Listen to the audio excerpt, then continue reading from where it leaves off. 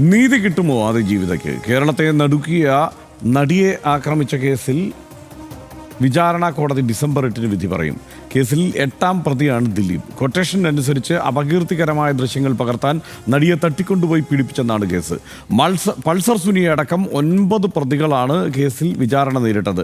അങ്കമാലി അത്താണിയിൽ ഓടുന്ന വാഹനത്തിൽ ആ യുവതി അതിഹീനമായി ആക്രമിക്കപ്പെട്ട് 8 വർഷത്തിന് ശേഷമാണ് കോടതിയുടെ തീർപ്പ് വരുന്നത്. ഏറെ ദുർഘടസന്ധികളും നാടകീയ നാൾവഴികളും പിന്നിട്ട് ഒടുവിൽ വിചാരണ പൂർത്തിയായിരിക്കുന്നു. വിധി എന്താകുമെന്ന ആകാംക്ഷയിലാണ് കേരളം. ആദ്യം RD എക്സ്ട്രാ. 7.5 വർഷത്തോളം നീണ്ട നിയമ പോരാട്ടങ്ങൾക്കും വിസ്താരങ്ങൾക്കും ശേഷമാണ് കേസ് വിധിന്യായത്തിലേക്ക് എത്തുന്നത്. 2018 വിചാരണ നടപടികൾ ആരംഭിച്ച കേസിൽ 261 സാക്ഷികളെ വിസ്തരിക്കുകയും 1700 രേഖകൾ പരിശോധിക്കുകയും ചെയ്തു.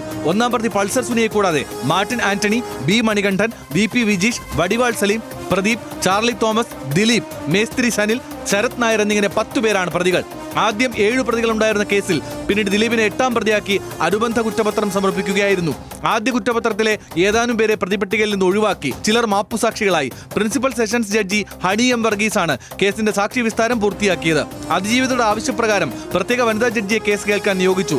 രഹസ്യ വിചാരണയാണ് നടന്നത്. പിന്നീട് സംവിധായകൻ ബാലചന്ദ്രകുമാറിന്റെ വെളിപ്പെടുത്തലുകളെ തുടർന്ന് ക്രൈംബ്രാഞ്ച് തുടരന്വേഷണം നടത്തി 2ാം കുറ്റപത്രം സമർപ്പിച്ചു. സിനിമാ മേഖലയിലെ പ്രമുഖരടക്കമുള്ള പ്രധാന സാക്ഷികളടക്കം 28 പേർ കൂറുമാറി. WCCയുടെ രൂപീകരണത്തിലും മലയാള സിനിമാ രംഗത്തെ ലൈംഗിക അതിക്രമവും ലിംഗസമത്വവുമായി ബന്ധപ്പെട്ട പ്രശ്നങ്ങളും അന്വേഷിക്കാൻ ഹേമ കമ്മിറ്റിയെ നിയോഗിച്ചതിനുമെല്ലാം നടിയെ ആക്രമിച്ച കേസ് കാരണമായി. RD extra news Malayalam.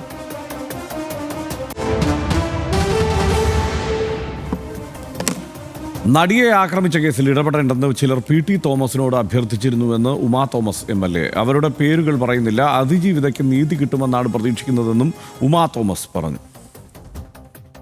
അത്രയും ഒരു സ്ട്രോങ് ആവണ്ട എന്നുള്ള രീതിയിലുള്ള അഭ്യർത്ഥനയൊക്കെ പലരുടെ ഭാഗത്തുനിന്നും ഉണ്ടായി. അത് ഞാൻ ആരാന്ന് ഞാൻ പറയാൻ ആഗ്രഹിക്കുന്നില്ല. അങ്ങനെയൊക്കെ ഉണ്ടായെങ്കിലും PT പക്ഷെ വളരെ സ്ട്രോങ് ആയിട്ട് പറഞ്ഞത് ഞാൻ ഒരിക്കലും ഒന്നും കൂട്ടി പറയില്ല, പക്ഷേ ഞാനൊന്നും കുറച്ച് പറയാനും തയ്യാറല്ല എന്ന് തന്നെയാണ് പറഞ്ഞത്. യഥാർത്ഥത്തിൽ എന്ത് നടന്നോ അത് ഞാനെല്ലാം പറയുമെന്ന് പറഞ്ഞിരുന്നു. അതുപോലെ തന്നെ വളരെ സ്ട്രോങ് ആയിട്ട് മൊഴി കൊടുത്തു. എന്താണ് ഈ നടിയെ ആക്രമിച്ച കേസ് ഒന്നുകൂടി ഓർത്തു വരാം. 2017 ഫെബ്രുവരി 17 ഓടിക്കൊണ്ടിരുന്ന വാഹനത്തിൽ യുവനടി ആക്രമിക്കപ്പെട്ടത്. അങ്കമാലി അത്താണിക്ക് സമീപം വെച്ചാണ് തട്ടിക്കൊണ്ടുപോയ ശേഷം നടി അതിക്രമത്തിന് ഇരയായത്. ഈ പീഡന ദൃശ്യം പ്രതികൾ പകർത്തുകയും തൃശ്ശൂരിൽ നിന്ന് കൊച്ചിയിലേക്ക് ഡബിങ്ങിന് വന്നതായിരുന്നു യുവനടി.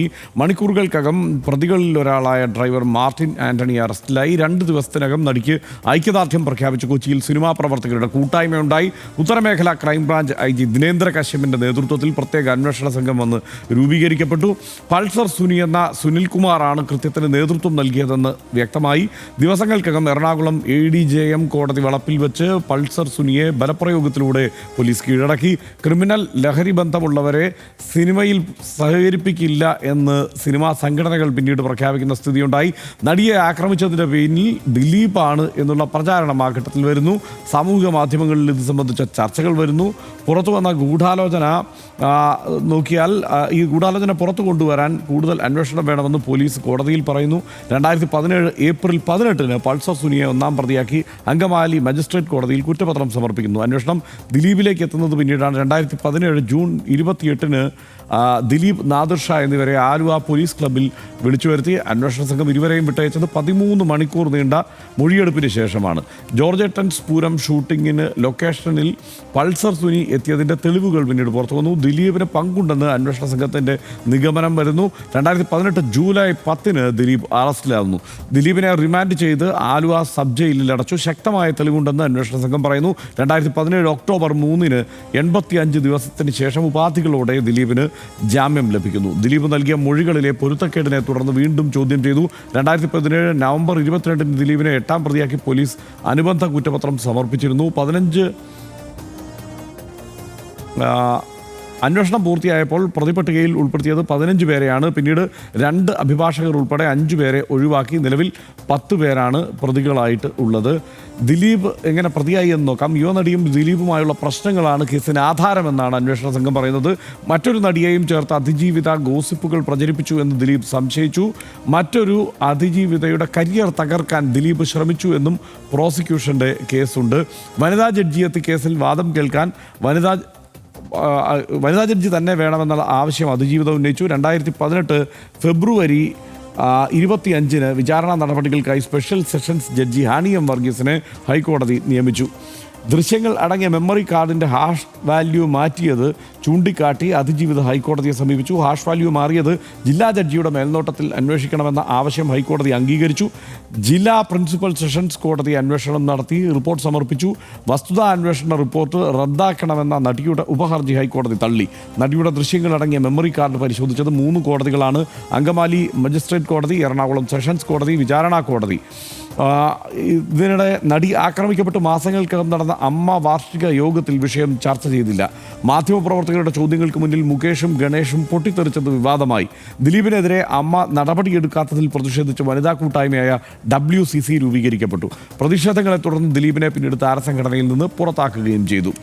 കേസിൽ ദിലീപിൻ്റെ പേര് ആദ്യഘട്ടത്തിൽ ഉയർന്നപ്പോൾ മുതൽ പ്രതിരോധിച്ച് താരങ്ങളെത്തി. ദിലീപിനെ പിന്തുണച്ച് സലീം കുമാറും അജു വർഗീസും ലാൽ ജോസും ഫേസ്ബുക്ക് പോസ്റ്റുമായി എത്തി. നടിയെ നുണപരിശോധനയ്ക്ക് വിധേയമാക്കണമെന്ന സലീം കുമാറിൻ്റെ പരാമർശം വിവാദമായി. വിഷയത്തിൽ സലീം കുമാറും നടിയുടെ പേര് പരാമർശിച്ചതിൽ അജു വർഗീസും പിന്നീട് മാപ്പ് പറയുന്ന സ്ഥിതിയുണ്ടായി. സനീഷ്, ഇതിപ്പോൾ ദീർഘമായ ഒരു കാലയളവാണ്. ഇതിനിടെ പല സംഭവങ്ങളും ഇപ്പോൾ പല ആളുകളും മറന്നു തന്നെ പോയിട്ടുണ്ടാവണം. അതുകൊണ്ടാണ് അത്രയും വിശദമായി നമ്മൾ കാര്യങ്ങൾ വിശദീകരിച്ചത്. എന്തായാലും ഈ കേസിൽ എന്ത് തന്നെയായാലും, വിധി എന്തു തന്നെയായാലും സംഭവിച്ചത് എന്താണ് എന്നതിനെക്കുറിച്ചുള്ള ഏകദേശ ധാരണ കേരളീയ പൊതുസമൂഹത്തിന് ഉണ്ട്. എന്താ തോന്നുന്നത് ഇപ്പോൾ വിധി ദിനത്തിലേക്ക് കിടക്കുമ്പോൾ? ഇതിപ്പം നമ്മളിപ്പോൾ കാട് കണ്ട പോലെ തന്നെ ഒരുപാട് സംഭവ വികാസങ്ങളുണ്ടായ, എനിക്ക് തോന്നുന്നു നമ്മൾ ജീവിച്ചിരിക്കുന്ന കാലത്ത് കേരളത്തിൽ ഇതുപോലെ പ്രമാദമായിട്ടുള്ള എന്നാൽ ഒരുപാട് രാഷ്ട്രീയ ആംഗിളുകളൊക്കെയുള്ള ഒരു സംഭവം വേറെയില്ല. അതിൻ്റെ വിധിയാണ് വരാൻ പോകുന്നത്. ഞാൻ ഒരുപാട് സമയമില്ലാത്തതുകൊണ്ട് നമുക്ക് ചില കാര്യങ്ങൾ മാത്രം പറയാം. ഞാൻ മീഡിയ വണ്ണിൻ്റെ ഡെസ്കിൽ ജോലി ചെയ്യുമ്പോഴാണെന്ന് തോന്നുന്നു. ഹർഷൻ എനിക്ക് തോന്നുന്നു മാതൃഭൂമിയിലായിരിക്കാനാണ് സാധ്യത. അപ്പോൾ ഇത് വലിയ ഷോക്കിംഗ് ആയിരുന്നു ഇത് സംഭവം ഉണ്ടായ ഉടനെ. ഇതിന് ഒരു കാര്യം മാത്രം പറയാം. ഇതിനകത്ത് ഈ സംഭവം ഉണ്ടായതിന് തൊട്ട് പിന്നാലെ അന്ന് രാത്രി തന്നെയാണെന്ന് തോന്നുന്നു ദർബാർ ഗ്രൗണ്ടിൽ കൊച്ചിയിൽ സിനിമാക്കാരെല്ലാം ഒരു പൊതുയോഗം ചേർന്നു. 2 ദിവസം കഴിഞ്ഞ് അല്ലേ, ഒരു പൊതുയോഗം ചേർന്നു. ദിലീപും പങ്കെടുത്തിരുന്നു. അതിനകത്ത് എനിക്ക് മഞ്ജു വാര്യർ എന്ന നടിയോട്, മഞ്ജു വാര്യർ എന്ന സ്ത്രീയോട്, വ്യക്തിയോട് വലിയ ബഹുമാനം എക്കാലത്തുമുള്ള ഒരു സംഭവം അന്നുണ്ടായതാണ്. അന്ന് അവരാണ് ആദ്യമായിട്ട് ഈ സംഭവത്തിന് പിന്നിൽ ഒരു ക്രിമിനൽ ഗൂഢാലോചനയുണ്ട് എന്ന് പറയുന്നത്. ഒരു രാഷ്ട്രീയ പ്രവർത്തകനല്ല, രാഷ്ട്രീയ നേതാവല്ല, ഒരു മാധ്യമ പ്രവർത്തകനല്ല, സാമൂഹ്യ നിരീക്ഷകനല്ല, ഒരു ആൺ ചലച്ചിത്ര താരങ്ങളുമല്ല, ഒരു സൂപ്പർ താരവുമല്ല. മഞ്ജു വാര്യരാണ് നിന്നിട്ട് അങ്ങേയറ്റം വേദനയോടെ സംസാരിച്ചുകൊണ്ട് വളരെ ചുരുക്കം കാര്യങ്ങളെ പറഞ്ഞിട്ടുള്ളൂ. അവരാണ് ആദ്യമായിട്ട് ഈ സംഭവത്തിന് പിന്നിൽ ഒരു ക്രിമിനൽ ഗൂഢാലോചനയുണ്ട് എന്ന വാക്ക് ആദ്യമായിട്ട് പ്രയോഗിക്കുന്നത്. ഇതിനകത്ത് പിന്നീട് നമ്മൾ മുഴുവൻ ഈ 8 വർഷക്കാലം കണ്ടത് ഗൂഢാലോചന എന്നതാണ്. ഇതിനകത്തെ നേരിട്ടുള്ള ആക്ടിനേക്കാൾ, ക്രിമിനൽ ആക്ടിനേക്കാൾ വലിയ ക്രിമിനൽ ആക്ട് എന്ന് പൊതുസമൂഹം, നേരത്തെ ഹർഷൻ പറഞ്ഞതുപോലെ കേരളീയ പൊതുസമൂഹം തിരിച്ചറിഞ്ഞ കാര്യം ആദ്യമായിട്ട് പറഞ്ഞത് മഞ്ജു വാര്യരാണ്. അതിനകത്ത് ക്രിമിനൽ ഗൂഢാലോചന എന്ന വാക്ക് പ്രവർത്തിച്ച് അവർ പറയാണ്, ഞാനിപ്പോൾ ഒന്നുകൂടെ കേട്ടു, ഈ ക്രിമിനൽ ഗൂഢാലോചനയ്ക്ക് പിന്നിൽ പ്രവർത്തിച്ചവരെ നിയമത്തിന് മുന്നിൽ കൊണ്ടുവരാൻ പോലീസും സർക്കാരും ശ്രമിക്കണം. എന്നിട്ട് അവരൊരു കാര്യവും കൂടെ പറഞ്ഞു. അവർ ഒന്ന് ഫംബിൾ ചെയ്യാണ്, ഒരല്പം ഒന്ന് തൊണ്ടയിടുകയാണ്. എന്നിട്ട് അവർ പറയാണ്, ഒരു സ്ത്രീ വീടിനകത്തും പുറത്തും പുരുഷന് നൽകുന്ന ബഹുമാനം തിരിച്ചും കിട്ടാനുള്ള അർഹത ആ സ്ത്രീക്കുണ്ട്. ആ സ്ത്രീക്കുണ്ട്. ഒരു സ്ത്രീ വീടിനകത്തും പുറത്തും പുരുഷന് നൽകുന്ന ബഹുമാനം തിരിച്ചു കിട്ടാനുള്ള അർഹത സ്ത്രീക്കുണ്ട്. ആ ഒരു സന്ദേശമാണ് ഞാനിവിടെ പറയാൻ ആഗ്രഹിക്കുന്നത്. അതിനപ്പുറത്തേക്ക് സംസാരിക്കാൻ അവർ പറ്റിയില്ല, അവർ പോയിരുന്നു. എന്നിട്ട് പിന്നീട് വന്ന് ദിലീപ് സംസാരിക്കുകയാണ്. ഈ മഞ്ജു വാര്യർ ഇപ്പോഴും ഏഷ്യാനെറ്റിൻ്റെ ആ വിഷ്വൽ നമുക്ക് യൂട്യൂബിൽ കാണാം. ദിലീപ് സംസാരിക്കാൻ മുഴുവൻ നേരവും മഞ്ജു വാര്യർ ഇങ്ങനെ ഈ സംസാരിക്കുന്ന ദിലീപിനെ നോക്കിക്കൊണ്ടിരിക്കുകയാണ്. ദിലീപ് അവിടെ വലിയ ആത്മവിശ്വാസത്തിലാണ് സംസാരിക്കുന്നത്. നമുക്ക് ആ ബൈറ്റും കാണാം. ആ ആത്മവിശ്വാസത്തിൽ പറയുന്നതെന്ന് വെച്ചാൽ അയാൾ പറയാണ്, ഇത് വലിയ പ്രശ്നമാണ്, ഇതാണെന്ന് പറഞ്ഞിട്ട് പറയുകയാണ്, വളരെ സത്യസന്ധമായിട്ട് തന്നെയാണ് പോലീസ് ഈ കാര്യങ്ങളെ അന്വേഷണത്തെ മുന്നോട്ട് കൊണ്ടുപോകുന്നത് ഞങ്ങൾ മനസ്സിലാക്കുന്നു. ഇയാൾ പറയാണ്, മീഡിയക്കാരോട് പ്രത്യേക ഉപദേശം, ഇന്നലെ രാഹുൽ മാങ്കൂട്ടത്തിൽ കൊടുത്തുള്ള പ്രത്യേക ഉപദേശം അന്ന് അയാൾ കൊടുത്തിട്ടുണ്ട്. അതായത് മീഡിയക്കാർ ഇതിനെ വലിയ സിനിമാക്കാരുടെ പ്രശ്നമാണെന്ന മട്ടിൽ ഇത് ചെയ്യാൻ നിൽക്കരുത് എന്ന മട്ടിൽ ഉപദേശിക്കുന്നുണ്ട്. അപ്പോൾ ഇതിനകത്ത് ഞാൻ പറഞ്ഞതുപോലെ എല്ലാം ആ ഒറ്റ ദിവസം തന്നെ വ്യക്തമായിരുന്നു, ആളുകൾക്ക് വ്യക്തമായിരുന്നു, കേരളീയ പൊതുസമൂഹത്തിന് അറിയാം. PR വർക്ക് എന്ന് പറഞ്ഞാൽ ഈ രാഹുൽ മാങ്കൂട്ടത്തിലൊന്നുമല്ല. PR വർക്ക് ഇത്തരം കാര്യങ്ങൾ ഏറ്റവും കൂടുതലായിട്ടുണ്ടായത് ദിലീപിന് വേണ്ടിയിട്ടാണ്. PR വർക്ക് തകർന്നടിഞ്ഞിട്ട് ദിലീപിൻ്റെ പിന്നീടുള്ള കരിയർ എന്താണെന്ന് നമുക്കറിയാം. പക്ഷേ ഈ ക്രിമിനൽ ഗൂഢാലോചന എന്ന സംഗതി കോടതിക്കകത്ത് എങ്ങനെയാണ് തെളിയുക എന്ന് നമുക്കറിയില്ല. ഇതിനകത്ത് മഞ്ജു വാര്യർ, 2 സ്ത്രീകളാണ്. മഞ്ജു വാര്യർ, ഈ ആക്രമിക്കപ്പെട്ട നടി, ഇവർ രണ്ടുപേരും കേരളത്തിൻ്റെ ആവോളം ആദരവ് ഏറ്റുവാങ്ങിയൊരു സംഭവം ഉണ്ടായത്. പിന്നെ ഈ കേസിൻ്റെ മറ്റൊരു ഫലം അതുവരെ ഇല്ലാത്ത വിധം ആക്രമിക്കപ്പെട്ട സ്ത്രീകൾക്ക് ആത്മാഭിമാനത്തോടെ വന്നിട്ട് ആ കേസും നടപടികളുമായിട്ട് മുന്നോട്ട് പോകാർ കരുത്തുറ്റവരാണ് എന്ന് പിന്നീടുള്ള പെൺകുട്ടികൾ തെളിയിച്ചു. ഇന്ന് പോലും റെയിൽവേ സ്റ്റേഷനിൽ സ്വന്തം ശരീരത്ത് കയറി പിടിച്ച ഒരു ആളെ സാധാരണത്തിൽ നമ്മുടെയൊക്കെ ചെറുപ്പകാലത്താണെങ്കിൽ ആ കുട്ടി അതോടെ ട്രോമയിലേക്ക് എപ്പോഴും എന്നേക്കുമായിട്ട് വീണു പോവുകയാണ് ചെയ്യുക. ഇത് അയാളുടെ ഫോട്ടോ എടുത്തിട്ട് പോലീസിൽ പരാതി കൊടുത്തിട്ട് നേരെ ക്യാമറക്ക് മുമ്പിൽ വന്നിരുന്നിട്ട് ഇങ്ങനൊരു സംഭവം എനിക്കുണ്ടായി, എൻ്റെ ശരീരത്തിൽ കയറി പിടിച്ചു എന്ന് പറയുന്ന തരം പെൺകുട്ടികളെ സൃഷ്ടിക്കുന്നതിലേക്ക് ഈ ആക്രമിക്കപ്പെട്ട നടിയുടെ ധീരമായിട്ടുള്ള നിലപാട് കാരണമായിട്ടുണ്ട്. എൻ്റെ പേര് പറയാതിരിക്കേണ്ട കാര്യമില്ല എന്ന് പോലും വന്ന് പറയുന്ന അതിധീരമായിട്ടുള്ള 2 സ്ത്രീകളെ കേരളീയ പൊതുസമൂഹത്തിന് സംഭാവന ചെയ്ത ഒരു സംഭവം കൂടിയായിട്ട് വേണം ഇത് വിലയിരുത്തപ്പെടാനെന്നാണ് എനിക്ക് തോന്നുന്നത്, വിധി എങ്ങനെ വന്നാലും. തീർച്ചയായും അങ്ങനെയൊക്കെ തന്നെയാണ്. അതിൽ വേറെ കൂടുതലൊന്നും പറയാനില്ല. എന്തായാലും സനീഷ് നേരത്തെ പറഞ്ഞതുപോലെ PR വർക്കിൻ്റെ ഏറ്റവും എക്സ്ട്രീം ലെവൽ കണ്ട ഒരു സംഭവമായിരുന്നു അത്.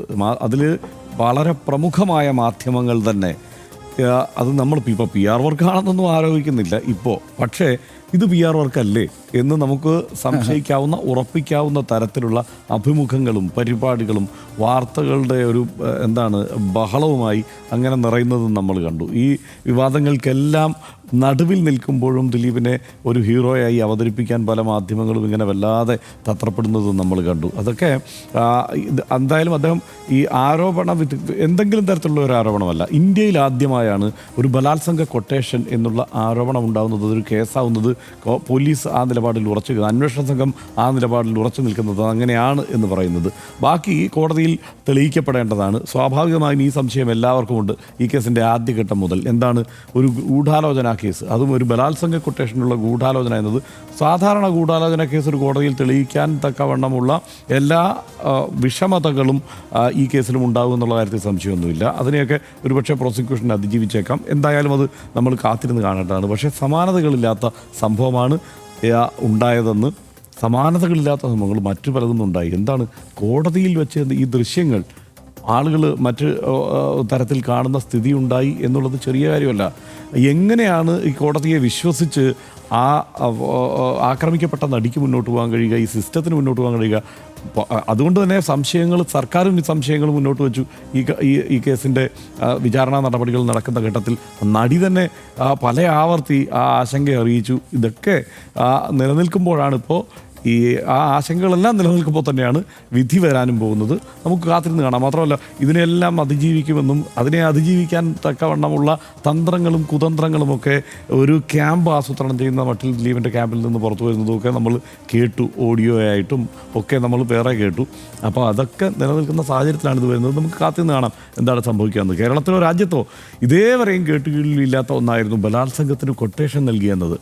തെന്നിന്ത്യയിൽ ആകെ അറിയപ്പെട്ട ഒരു മലയാളി കലാകാരി ആ അതിനീച കൃത്യത്തിന് ഇരയാക്കപ്പെട്ടത് കേരളത്തിൻ്റെ മനസ്സാക്ഷിയെ പിടിച്ചുലച്ച സംഭവമാണ്. അക്കാലത്ത് കേരളത്തിലെ സൂപ്പർ താര പദവിയിലായിരുന്ന ഒരു നടൻ പക തീർക്കുകയായിരുന്നു എന്ന വെളിപ്പെടുത്തലും സാംസ്കാരിക കേരളത്തിന് ആഘാതമായി.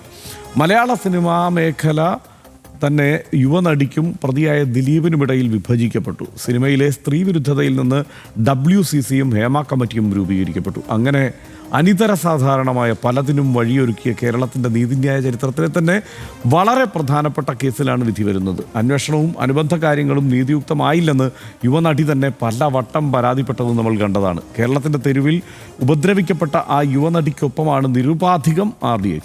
അവർക്ക് നീതി ലഭിക്കണം, അതിനുള്ള വഴിയൊരുങ്ങുമെന്നും RDX പ്രത്യാശിക്കുന്നു. അവളോടൊപ്പമെന്ന് ആവർത്തിക്കുകയും ചെയ്തു RDX. പൂർത്തിയാകുന്നു. Good night.